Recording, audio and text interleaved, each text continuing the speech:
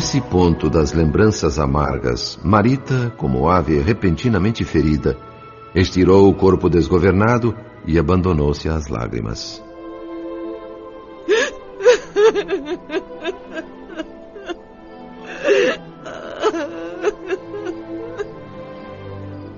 Afinal, o que vem a ser isto? Onde estamos? Você viu, André? Meu neto! O moço é meu neto! 4 criaturas enoveladas. Mulher indecisa entre pai e filho. Um rapaz entre 2 irmãs. Nos últimos dias eu venho tentando confortar minha filha, mas não tinha a menor ideia sobre todas essas perturbações que a rodeiam. Confesso que, como pai, eu estaria agora mais consolado se visse Beatriz agonizando numa casa de loucos. E quem garante que esta moça disse a verdade toda? Neves, você sabe que um grupo familiar é como um engenho, montado com peças diferentes, mas ajustadas entre si para um desempenho em conjunto.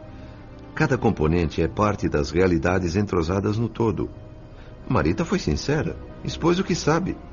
Ela é um pedaço da verdade que procuramos.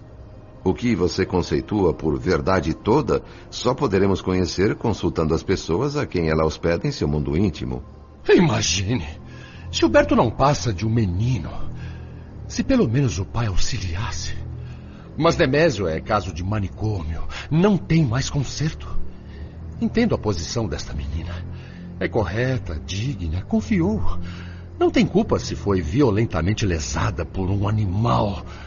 Mesmo sendo esse animal meu neto, um garoto que eu amo tanto e que resolveu se embeiçar por aquela pinóia da Marina.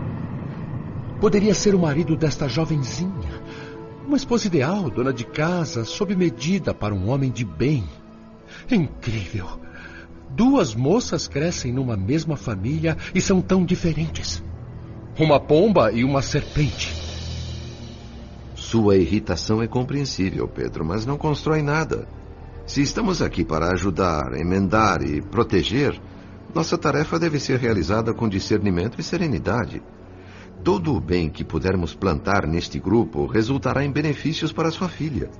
Vamos direcionar a ela bons pensamentos. Explosões de ira só fazem lançar ingredientes fluídicos negativos, comprometendo-lhe ainda mais as forças. Paciência e muita atividade fraterna, meu amigo, são nossas grandes aliadas. Podemos prever, calcular, mas não sabemos quanto tempo de vida na Terra ainda resta a Beatriz. E se a alta espiritualidade resolve prolongar o prazo por semanas, meses ou anos? E se houver melhora relativa na saúde dela, contrariando todos os prognósticos? Quem é que sabe? Por outro lado, qualquer vibração pessimista de nossa parte nos eliminaria como colaboradores.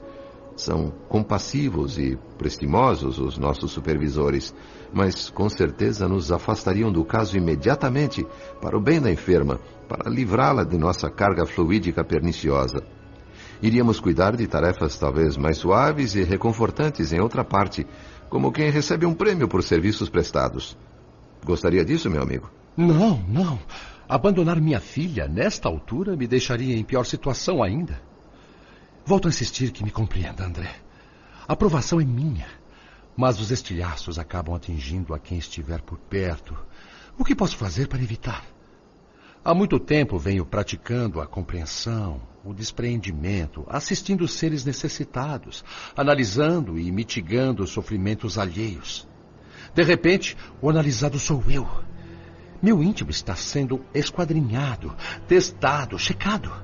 Por alguma razão que desconheço, mas que respeito profundamente, os mesmos mentores da alta espiritualidade que me abriram as portas ao aperfeiçoamento nas esferas superiores, querem agora confirmar se realmente eu faço tudo aquilo que prego aos outros quanto à caridade e à indulgência. Talvez tenham dúvidas a meu respeito. Eu mesmo tenho. É a hora da grande prova, meu amigo. Entendi isso no exato momento em que revi minha família depois de tantos anos. Bati de frente comigo mesmo. Enfrentei de novo o comodismo, o apego às raízes do sangue, a ansiedade pelo bem-estar dos meus entes queridos.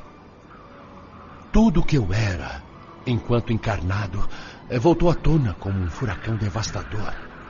Meu temperamento extrovertido e agressivo foi reativado num ato. Não sei, neste momento, o que está pesando mais, se os possíveis méritos de alguma coisa boa que já fiz, ou as falhas medonhas que venho cometendo de uns dias para cá. Seja como for, meu amigo, eu quero sinceramente encontrar forças para dominar essas tendências horríveis. E o melhor que posso fazer é me manter calado diante de nossos instrutores. Começo a descobrir a sabedoria do silêncio.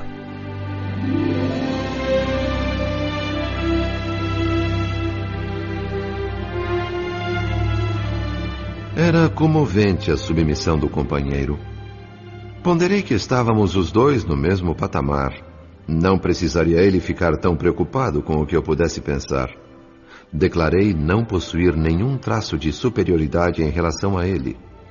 Conhecendo de sobra os lances da batalha interior, onde o adversário somos sempre nós mesmos, reafirmei minha solidariedade. Em seguida, disposto a prosseguir na análise de Marita, fui surpreendido pelo inesperado. Cláudio queria entrar no quarto onde estávamos. Devia ter ouvido o choro da moça. Podia estar preocupado. Através de estímulos magnéticos, induzia mentalmente a abrir a porta. O encontro com o padrasto poderia ser reconfortante para ela, pensei. Cláudio Nogueira entrou, mas não vinha só. Carregava literalmente enrodilhado no corpo um daqueles dois desencarnados que lhe alteravam a personalidade, o primeiro da cena do uísque. Embora pobre para exprimir com exatidão o processo de enrolamento fluídico em que os dois se imantavam, o verbo enrodilhar-se, na linguagem humana, é o que me parece mais adequado para descrever esse tipo de ocorrência, a possessão partilhada. Um aspira ardentemente aos objetivos desonestos do outro. Completam-se assim os dois, euforicamente, dividindo em cotas iguais a responsabilidade, como dois seres num corpo só. Possessão partilhada, vinculação recíproca. Às vezes distanciava-se o obsessor alguns centímetros com gestos felinos, mas nunca deixando de enlaçar o encarnado. Não seria por invigilância do malfeitor espiritual que a conjugação irrestrita com a vítima iria se desfazer. Expressão assustadora notava-se no semblante de Cláudio. O padrasto deixava-se levar prazerosamente pelas ideias e sentimentos do hipnotizador invisível a ele. Resultava disso um olhar turvo de alucinado, um estranho sorriso, máscara fisionômica alterada.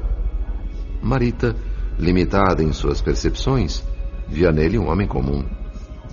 Pedro e eu, à vontade como pesquisadores pelo fato de não sermos vistos por eles, enxergávamos à nossa frente duas personalidades masculinas numa só representação. Dois espíritos exteriorizando impulsos e paixões iguais, uma só tônica de afinidade total, incorporação medianímica espontânea e consciente, positivada na plenitude selvagem. Duas inteligências, uma encarnada, outra desencarnada, em comunhão agreste, tanto quanto o furacão e a maré, forças ainda desgovernadas da natureza na Terra. Do ponto de vista humano, é na suposta mudez do plano mental que o fenômeno ocorre. Para nós, porém, tão amedrontador quanto ouvir o diálogo é enxergar as formas pensamentos produzidas. Estruturas, cores, ruídos e movimentos criavam imagens tenebrosas, representando as intenções libertinas daquela dupla animalizada. Magnetizador e magnetizado na mesma faixa de sensualidade. Menos experiente nesse tipo de trabalho, meu companheiro olhava espantado. E mesmo eu, habituado no plano espiritual a situações assustadoramente dramáticas, não pude evitar uma forte apreensão. Até ali, povoado pelos devaneios doridos de uma criança, convertera-se o quarto agora em jaula. Cláudio Nogueira e o vampirizador, unidos na brutalidade pelo desejo infeliz, formavam juntos uma fera astuciosa, calculando o caminho mais fácil de alcançar a presa. Breve período de estudo silencioso que precede o bote. Com um lenço, Marita sufocava o choro, enquanto palavras inaudíveis para ela escapavam do crânio do pai adotivo. Para Pedro e eu, era como se saíssem de um rádio. Mesmo voluntariamente sob o poder hipnótico do obsessor, Cláudio ainda buscava argumentos, parlamentava. Mas o discurso do vampiro, sutil e bem direcionado, bombardeava sem trégua os últimos focos de resistência, os restos de escrúpulo que debilmente ainda lutavam dentro dele.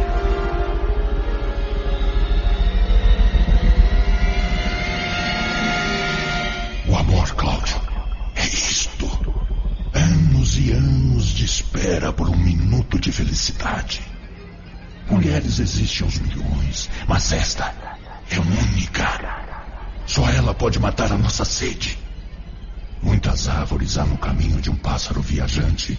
Em cada uma ele descansa um pouco, mas é pelo calor do próprio ninho que suspira léguas e léguas. A fome, quando é muita, qualquer alimento resolve. No amor, não. O homem tem do aro a metade, a mulher tem a outra.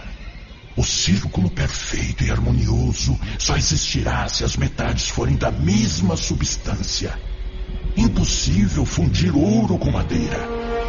Paganini realizou a façanha de tocar numa corda só, porque a corda se harmonizava com ele. Já nos domínios da vitalidade e da alegria, cada homem se realiza quando encontra a mulher magnética que lhe corresponde. Será ela companheira na afinidade absoluta, capaz de lhe dar plenitude interior, transcendendo formas e convenções. Vamos, Cláudio. Por que a hesitação? Marita é nossa. Nossa, de mais ninguém. Temos argumentos fortes e irrecusáveis. Merecemos a mesma consideração que temos pelos enfermos abandonados, a quem doamos remédios. Os mendigos famintos que ajudamos têm menos sede que nós.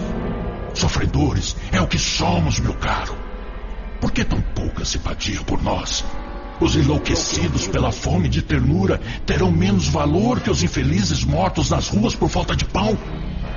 Você, Cláudio, é o exemplo perfeito. O tempo todo amargando essa angustiosa carência. O pedinte na praça compartilha suas aflições.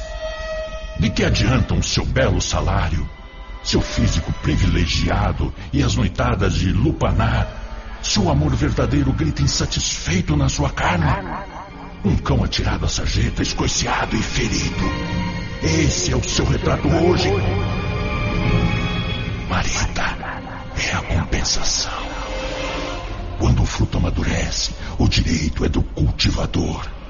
Você abrigou essa menina nos braços, embalou-a no peito, viu-a crescer, acompanhou-lhe a evolução como se faz com uma flor. E de repente, descobriu nela o seu tipo de mulher. Não estará cansado de vê-la e desejá-la ardentemente todos os dias?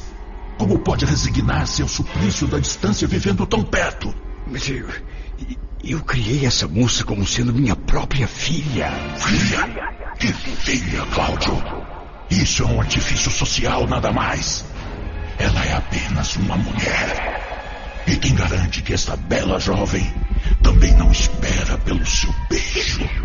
Você não é nenhum principiante, nenhum ingênuo, meu amigo. Sabe que toda mulher gosta de bancar a difícil, dar trabalho ao homem. Faz parte do jogo de sedução. Jogo de sedução? Mas a quem esta menina pretende seduzir? A mim duvido muito.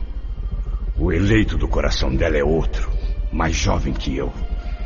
Não acredito que ela esteja só iludindo esse Gilberto enquanto me ama em segredo. O contrário, sim, é provável. O iludido devo ser eu. Não é de hoje que acompanho discretamente os encontros furtivos deles. Confidências amorosas não cheguei a ouvir, mas a troca de olhares, a intimidade... Como não me revoltar? Coisa estranha se passa comigo. Que sentimento duplo é este? Afinal, eu sou um pai extremoso ou um enamorado ciumento?